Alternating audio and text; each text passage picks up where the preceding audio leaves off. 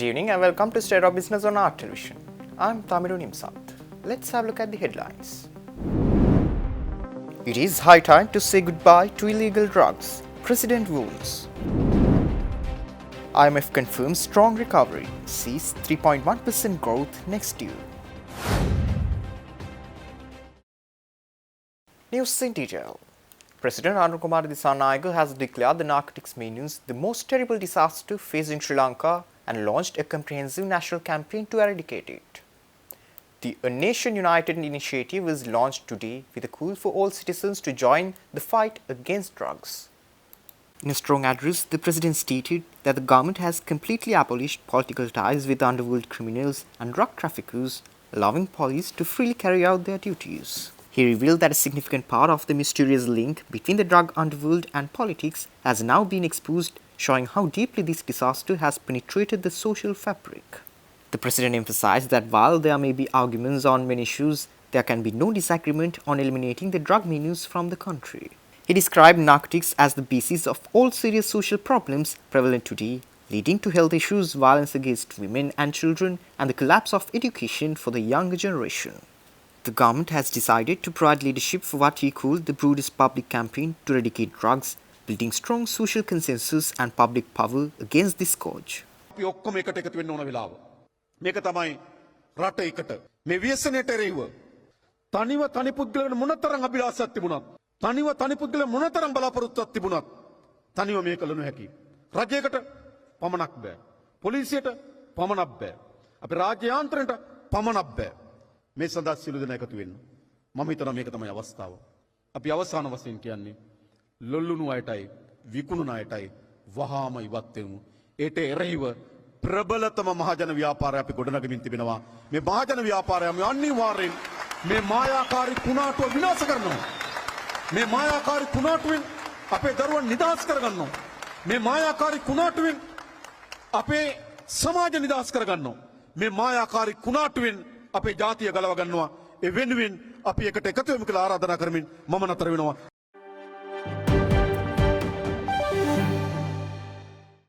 The International Monetary Fund's Deputy Director for the Asia and Pacific Department, Thomas Helbling, has announced that Sri Lanka's economy is projected to grow by 3.1% next year.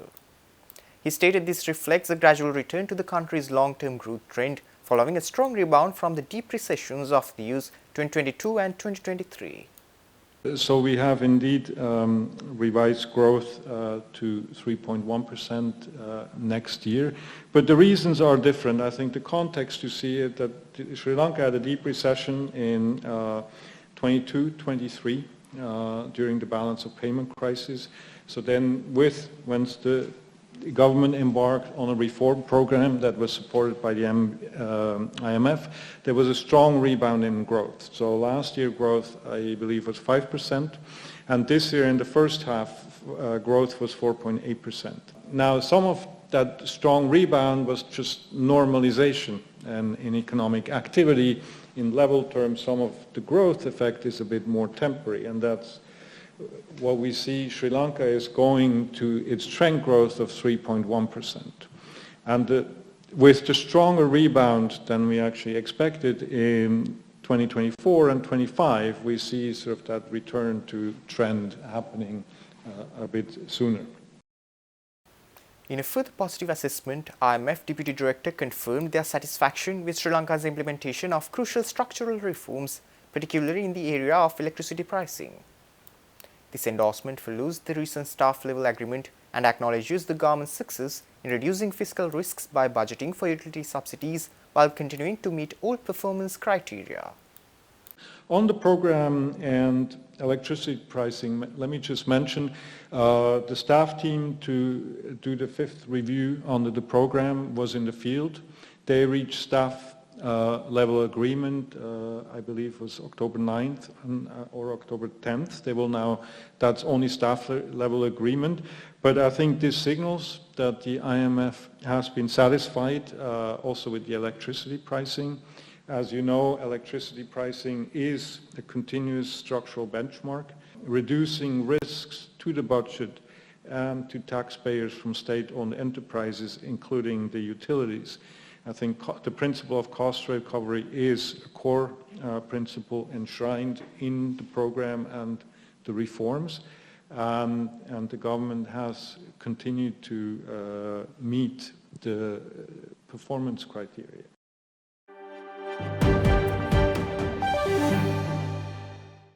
Stay tuned. We will return after the short commercial break.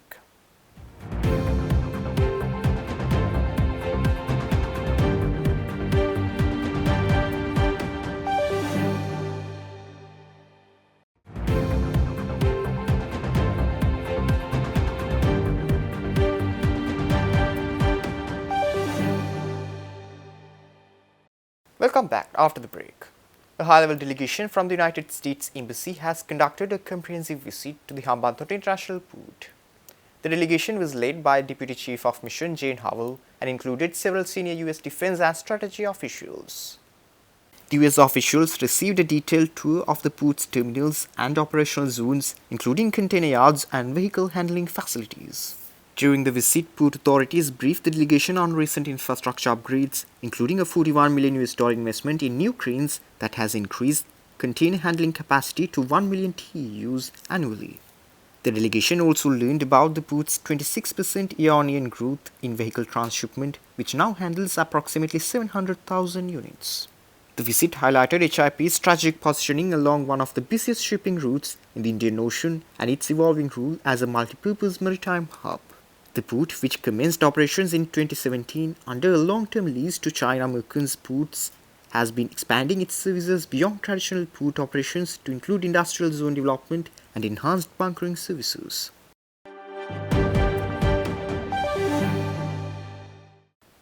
One of the leading non-state higher educational training institutes in Sri Lanka, SINEC campus, had its convocation 2025 recently. Being the demand from students was very high, the convocation 2025 went on 2 days as 4 sessions. SINEC campus Malabi, which was established in 1990, has branches in Nuguegudu, Trincomalee and Jaffna. The campus serves for the requirements of enthusiastic students in the fields of maritime, engineering and technology, management, logistics, marketing and branding, supply chain, tourism and hospitality, law, English, education, health sciences, information technology, chemistry, aviation and finance. The institute is also one of the most modern and sophisticated learning campuses in the Asia-Pacific region. The campus is fully equipped with modern classroom facilities, advanced laboratory facilities, technical workshops, and state-of-the-art simulators. It is indeed a great pleasure and a moment of immense pride to address you today as we gather to celebrate the achievements of our students, the future professionals of our nation. This year, due to the growing number of students successfully completing their studies, we are conducting the convocation over 4 sessions, spread across 2 days. SINEC has grown over the years into a comprehensive, world-class higher educational institute, offering an unmatched range of programs. President and Chief Executive Officer of the SINEC campus, Captain Ajit Piris, further said that more than being a highly recognized and respected education institute in the country, it also serves the country to strengthen its economy. He said that a lot of its courses save the foreign exchange which could go for other countries, and at the same time, courses have also been drafted to attract foreign exchange to the country. SINEC's contribution goes beyond education. By offering internationally recognized programs locally, we help to reduce the outflow of foreign exchange from Sri Lanka, while our graduates working abroad and at sea bring valuable foreign exchange into our country. Thus, SINEC plays a direct role in supporting Sri Lanka's economic development. Dear graduates, as you step into the professional world, remember that success is not measured merely by titles or wealth, but by commitment, humility, and integrity.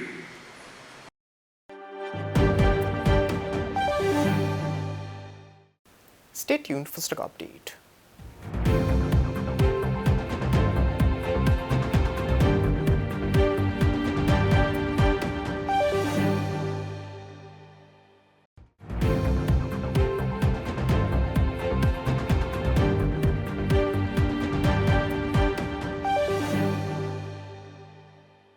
Trading at Colombo Stock Exchange ended on mixed notes today. The all-share price index gained by 62.41 points to close at 22,839.53. The S&P SL 20 dropped by 7.92 points to close at 6,202.71. The turnover was over 7.7 billion rupees and over 223 million shares were traded. Up next are forex rates.